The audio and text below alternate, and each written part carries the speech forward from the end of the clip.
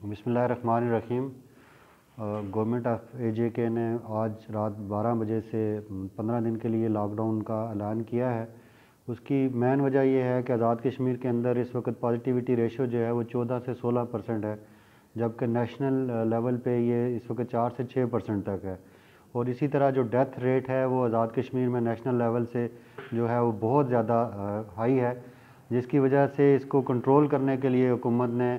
ये डिसीजन लिया है कि 15 दिन के लिए जो है वो तमाम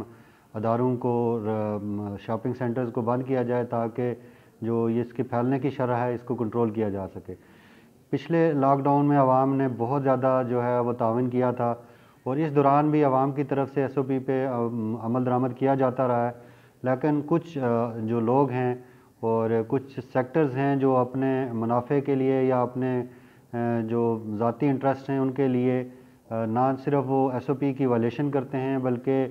वो हुकूमती फ़ैसलों को भी मानने पे तैयार नहीं होते, और उसके लिए एहतजाज और जलसे जुलूस जो हैं वो किए जाते हैं। और इन जलसे जुलूस और एहतजाज की वजह से ये कोरोना जो है वो मज़ीद फैलता है। तो इस सिलसिले में मेरी आवाम से और स्पेशली वालिदैन से ये अपील है कि अपने बच्चों को इन 15 दिन के लिए जो है वो स्कूल ना भेजें, और उनकी सेहत का भरपूर ख्याल रखें। और आवाम से भी अपील है कि वो कम से कम अपने घरों से बाहर आएँ, चूँकि कुछ लोग जो इस वक्त एहतजाज के